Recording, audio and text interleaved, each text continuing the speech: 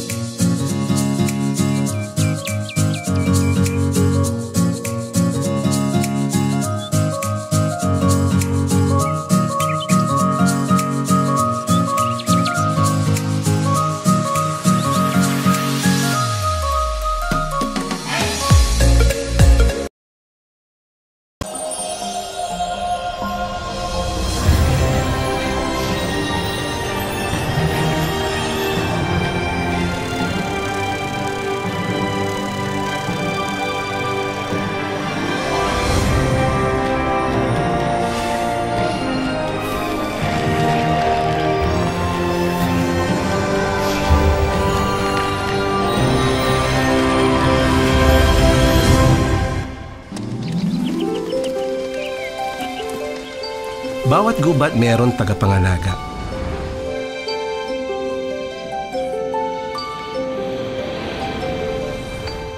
Sa Laguna halimbawa, may Mariang makiling. Ang pinatubo, binabantayan ni Apong Malyari. Sa bundok ng Arayat, ang numumunong diwata ay si Mariang Sinukuan.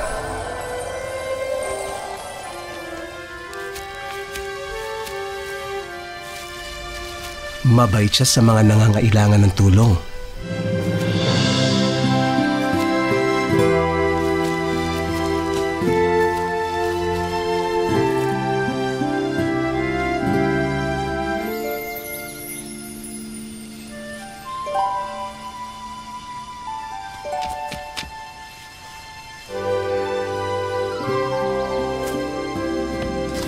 Pero pag may sinaktan ka sa gubat niya, mabigat ang parusa ng diwata. Diwata, diwata. Gutom ang aabuti natin kapag wala tayong makuhang pagkain. Ayoko lang magaya sa mga hayop na pinaparusahan niya. Anong kwentong kahibangan naman yan? Nung araw kasi, sa kaharian ni Mariang Sinukuan,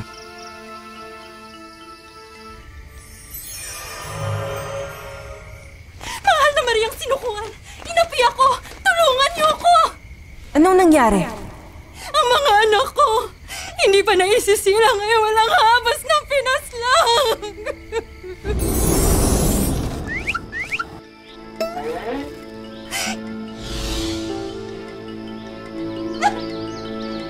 Oh, hindi!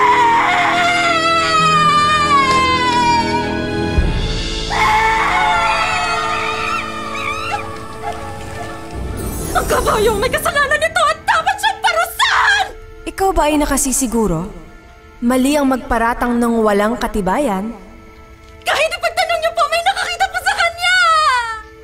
Kuneho, Hunyango, hanapin ninyo ang kabayo para harapin ang bintang ng ibon. Masusunod po! Kabayo! Kabayo!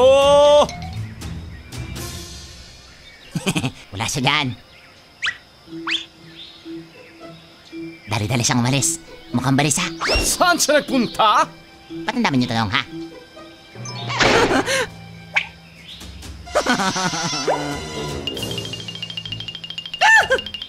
Kadiri! Ano yan? Natatanggal ang butot ng butiki pag takot. Sir! Huwag niyo akong idamay, sir. Parang ama niyo na. May asawa at mga chikiting pa ako na sa akin lang umaasa. Magunos diri ka, Kuneho. Baka sa'yo magalit si sinukuan. Masyado pa silang maliliit para manghuli ng langaw.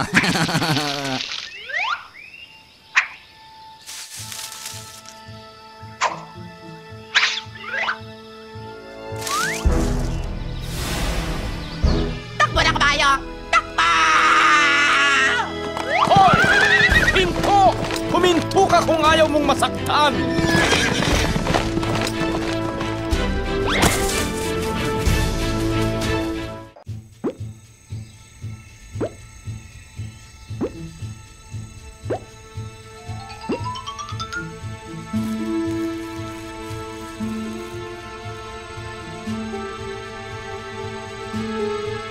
Huli ka!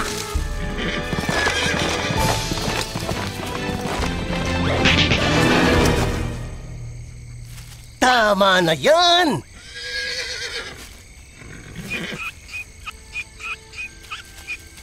Kaya ako magpaliwanag! Eh, tumatakas ke! Kay Maryang sinukuan ka magpaliwanag!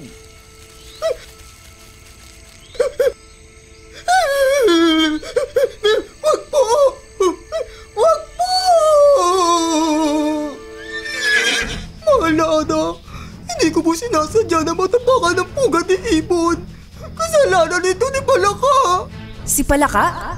Kumukha po siya ng pagkalakas-lakas, kaya po ako nagulat. Masyado ka namang matatakutin! Hindi po ako matatakutin. Tuwag ako! Tuwag!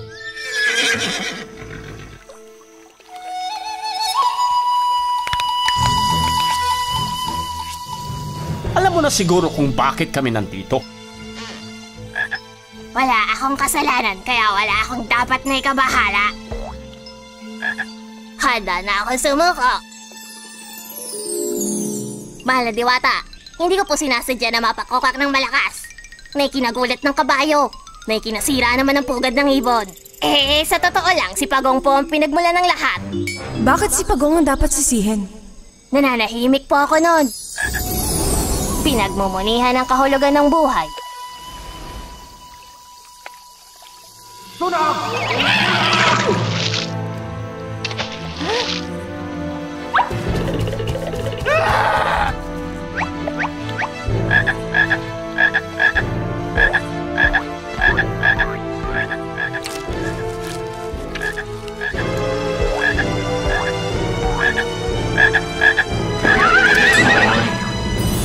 Kung ganon, papuntahin ang Pagong dito. Sa mga pinto. Ano ba? Hindi natin kailangan ng pinto! Sandali! Ayan na siya! Ayan na! Pagong! Nadurog ang mga itlog ng ibon dahil daw sa'yo. Ipinatatawag ka ni Maryang sinukuan. Magpaliwanag ka na lang kay Maryang sinukuan. Sumama ka sa amin!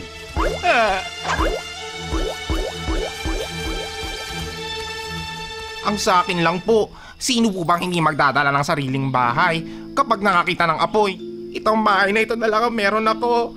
Lahat ng aking alaala nandito. Kung masunog ito, parang binuran nyo na rin ako sa mundo.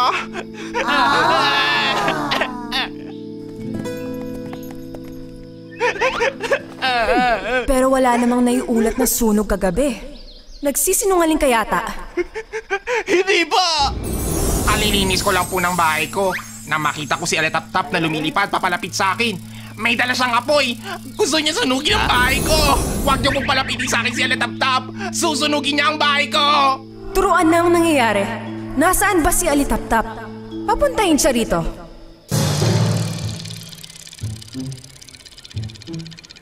Bali, nadurog ng kabayo ang itlog ng ibon dahil natakot siya sa palaka, natakot sa pagong, natakot sa alitaptap.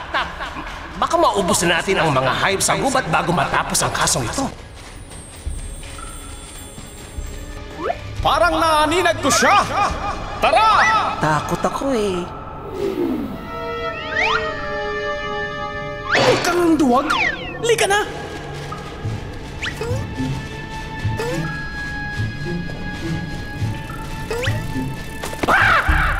Kakampi niya kayo, no? Ha? Anong sinasabi mo? Kakampi kayo ni Lamok. Hindi! Bakit nasama sa usapan si Lamok? Ipinatatawag ka ni Mariang Sinukuan. Eh, bakit ako lang? Ang dapat yung hulihin si Lamok. Pwes, nasan si Lamok?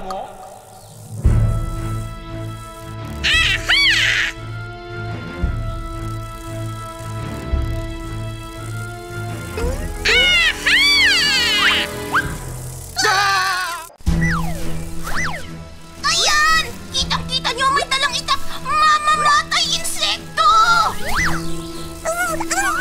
Anong ibig sabihin nito?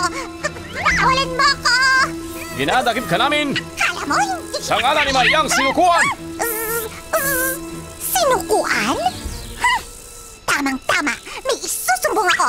Dalhin niyo ako sa kanya! Sila mukhang may sala! May dala siyang itak! Siya ang nagtangka sa bahay ko!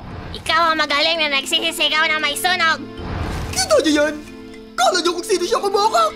Eh, paano ang mga itlog ko? May babalik pa ba sila? Ha?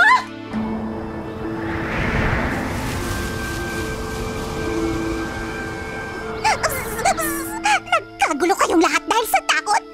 Ako ang tunay na biktima! Wala akong inaagrabyado nang bigla akong sipitin ni Alimango!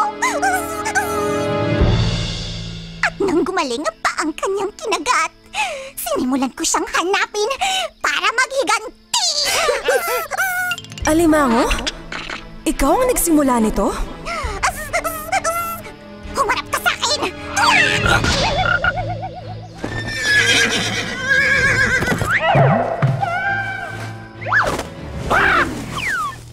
Katahimikan! Lahat kayo ay nagpadalos-dalos din. Dapat ninyong isipin na kayo ay responsable sa inyong sariling pag-aasal. Mula ngayon, Ibon, sa itaas ka na ng puno gagawa ng pugad. Ikaw naman, kabayo, lalayuan ka ng marami dahil magiging ugali mo ng pagsipa at pagdamba.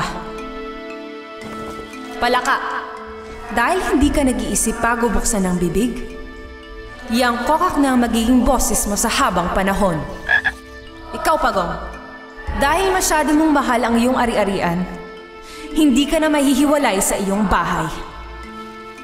Alitaptap, dahil naninindak ka gamit ang iyong lampara, dadalhin mo na yan habang buhay.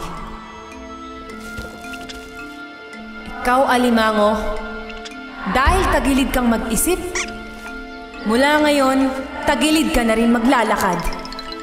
Ikaw, Lamok, hinahatulan kita ng 1 linggong pagkakakulong dahil sa pagdala mo ng itak sa aking hukuman. At nang pakawalan, nangako siyang hahanapin ang Alimango kahit saan ito magtago. Mula noon, lagi na siyang umaligid sa lahat ng butas, kahit sa tenga ng tao. Aray! Hala! Ayan na si Maria! Naku naman! Bakit ninyo kinukuha ang hindi sa inyo? Bilisan mo, Diego! Kailangan natin makalabas ng gubat! Bakit? Pabigat na pabigat ang sako.